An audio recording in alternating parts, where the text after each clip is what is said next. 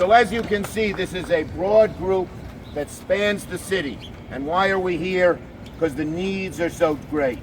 Because for too long, I'm going to say it, for too damn long, public housing has been neglected, left to get worse, and we're not going to stand for it anymore. We're not going to stand for lead in the bodies of our children. We're not going to stand for toxic mold in the lungs of our friends and neighbors. We're not going to stand for leaky roofs and dilapidated playgrounds and non-working elevators and unsafe environments and polluting and expensive boilers and heating systems. We're not going to stand for any of that. The list goes on and on.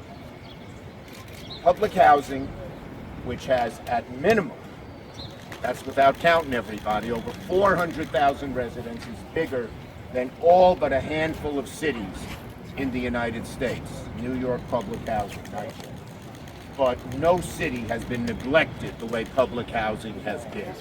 And our job is to turn that around, and we are at a crucial turning point where we can get it done. We have to start addressing the multi-billion-dollar backlog in our problem of the neglect of investments, of capital investments in public housing. It's time. It's time to fix the pipes and the roofs and the boilers and the elevators and the leaks. Yes. Now, NYCHA and the city can't do it on their own. Can't do it on their own. And now we are at a crucial moment. We salute the fact that President Biden has put money into his American jobs plan for public housing. It's a good start, but it ain't enough. That's right. The president called for $40 billion. We are calling for at least $80 billion, double what the president has called for. That will be money to deal with NYCHA's backlog, but also make this housing resilient and make this housing able to meet the climate needs of the 21st century.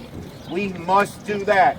And it's enough money to make sure when this is rebuilt, it's union jobs at good paying wages that do all the work.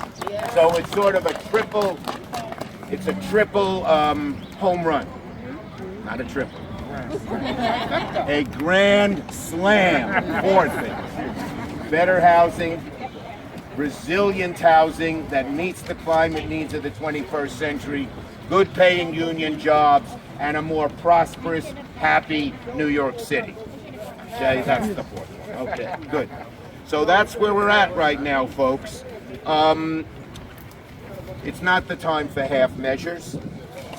We must seriously address these, and we have an opportunity in the American Jobs Plan that the President has proposed, and the four of us, and many, many more in New York City, New York State, and in the country, many more members of the Congress and many more members of the Senate are adding their voices to our pledge of more than $80 billion for our public housing. Absolutely.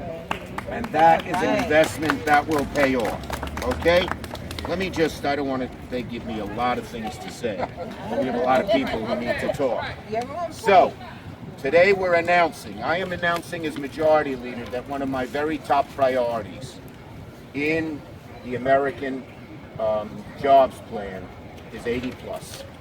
80 plus. Originally we're 70, that was the capital needs, but we need to add in much more money for climate, for resilience, for sustainability. And that's why we're going higher. But that's the kind of investment that the American Jobs Plan stands for. Public housing shouldn't be left out of that. It should be included and a centerpiece of it. Okay. Senator, you can hold up the point with the picture with everybody behind you. I will. Thank you, Angelo. You think I'm in charge? Forget it. Okay. All right. Let me just see if I'm leaving anything out that I want to say here. There's so much. Oh, yeah. We have seen cutback after cutback. The Bush administration cut back, previous administrations cut back, the state cut back, the city cut back, and that left the over 400,000 residents, and it's many more than 400,000, just hurting. They are hardworking people. They are good people. and we want to make sure they have a decent place to live once and for all. So join me, everyone. We all have our signs, and we'll hold it up. We have a rallying cry. Got any more signs? I do. Wait, we got a few more. Paige Tepke, the great Paige Tepke. 2, 3. Fund NYCHA now. Fund NYCHA now. Fund NYCHA now. Fund NYCHA now. Fund NYCHA now. On to victory, everybody. And now we have who represents this right area where we stand with George Washington Development, and does so much for public housing and his constituency in northern Manhattan and the Bronx. That's how we say it in Brooklyn. Adriano Espaillat. Thank you. Thank you, Senator and Congress members Velasquez and Jeffries, and our local leaders that are here, Assembly members Robert Rodriguez, Inez Dickes, and my favorite councilwoman Diana Ayala, and as well as the resident leaders. Now, for some time now, the resident leaders have been leading a fight to change the narrative of infrastructure. Because traditionally, infrastructure was roads, bridges, and tunnels. I remember meeting with Afia in Washington, said we got to change the narrative because the federal government is the landlord here, and we got to make sure that public housing is also considered infrastructure. Right. Now, we won that fight, but the fight is not over, because $40 billion is not enough. That's a drop in the bucket. We know that you got to do pointing in these walls, in these brick walls. We know that you got to do the rooftop, the envelope of the building. That's very expensive. We know that you got to do the elevator and the boilers. We know that you got to do deep cleaning with the COVID-19 pandemic in the lobbies and in the common areas. We know that there's mold. We know that there's leaks. We know that these buildings need a major